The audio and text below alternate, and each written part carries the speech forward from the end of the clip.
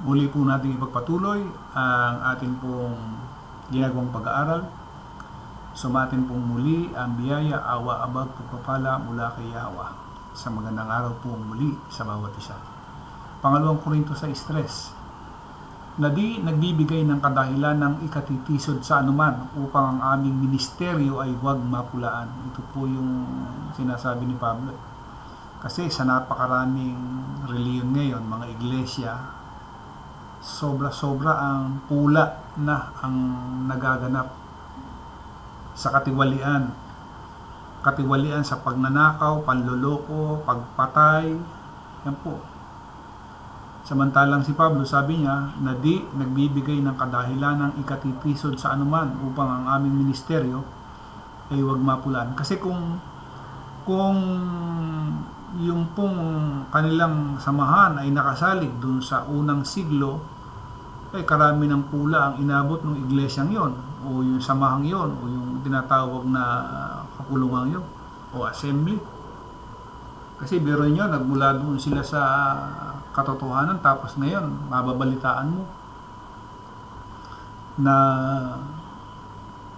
nanghihingi ng milyon-milyon doon sa kanilang mga membro. Hindi naman nangyari ko yan sa panahon ni Pablo. O ituloy po muna natin. 4. Datapat sa lahat ng mga bagay ay pinagkakapuri namin ang aming sarili, na gaya ng mga ministro ng Diyos sa maraming pagtitiis, sa mga kapighatian, sa mga pangangailangan, sa mga paghihinagpis. Yan. Sa mga latay, sa mga pagkabilanggo, sa mga kaguluhan, sa mga gawa, sa mga pagpupuyat, sa mga pag-aayuno, sa kalinisan, sa kaalaman, sa pagpapahinuhod, sa kagandahang loob, sa espiritu santo, sa pag-ibig na hindi pakunwari, sa salita ng katotohanan, sa kapangyarihan ng Diyos sa pamamagitan ng mga sandata ng katuwiran sa kanan at sa kaliwa,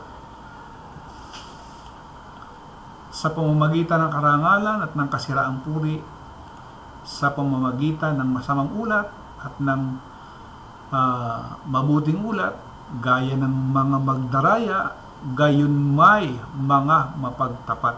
Wala ho niyan dun sa mga iglesia ho ngayon. Waring hindi mga kilala, gayon may mga kilalang mabuti, tulad sa nangaghihingalo, at narito kami nangabubuhay, gaya ng mga pinaparusahan at hindi pinapatay. Tulad sa nangalulungkot, gayon may laging nangangagalak, tulad sa mga duka, gayon may nangagpapayaman sa marami, gaya ng walang anumang pag-aari, gayon may meron ng lahat ng mga bagay. Sabi niya sa hadis, tulad sa mga nangalulungkot, gayon may laging nangangagalak, tulad sa mga duka. Wala po kasi sila eh. Kaya sabi niya, tulad sa mga duka, gayon may nangagpapayaman sa marami.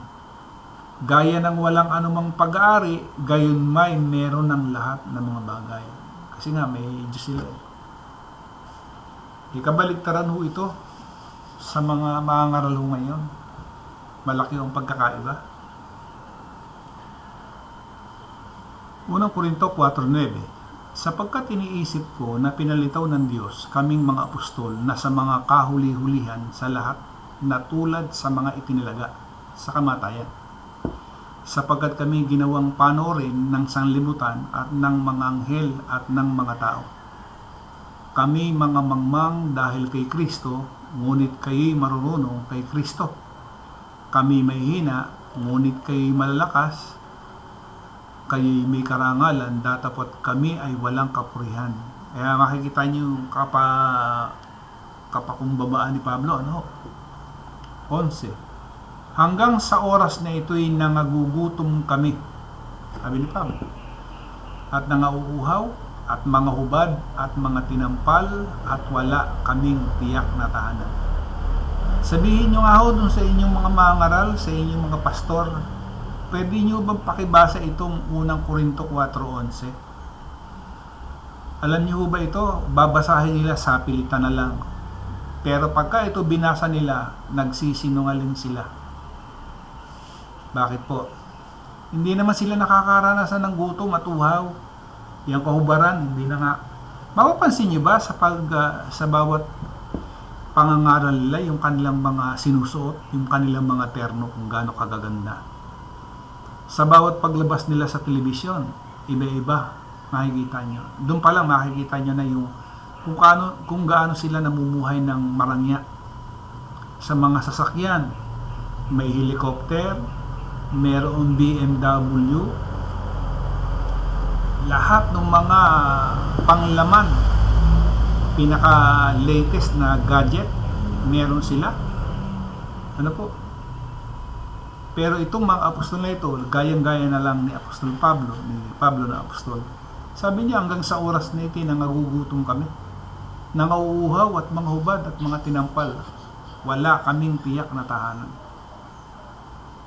Nakita niyo yung pagkakaiba? Yan o. At kami nang nagpapagal na nagsisigawa ng aming sariling mga kamay.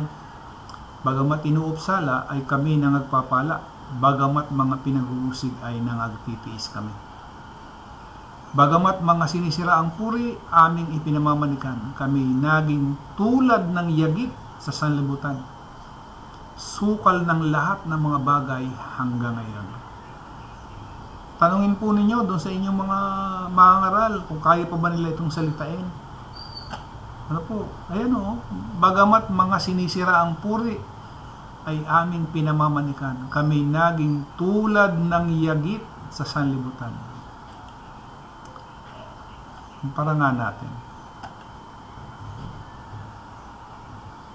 Sweepings ang ginamit dito eh. Scrappings. Something bruised all around, that is of scrappings, figuratively scum. Sabi niya. Being defamed. Ito, yung rubbish. Yan, rubbish. Something cleaned off all around. Talagang, kumbaga, yagit. Of the world, we were of all the sweeping until now. Of scoring of all things, even until now. Being defamed. When evil things are said about us, we give gentle answer. We are made as the unclean things. Kaya pagka yung naka-ano kayo ng salitang yagit, siguro maiisip nyo ito yung mga nagbabasura. Kung dito sa Pilipinas mayroong tinatawag na Smoky Mountain, yung mga tao kung nagbabasura, yun ho ang parang naging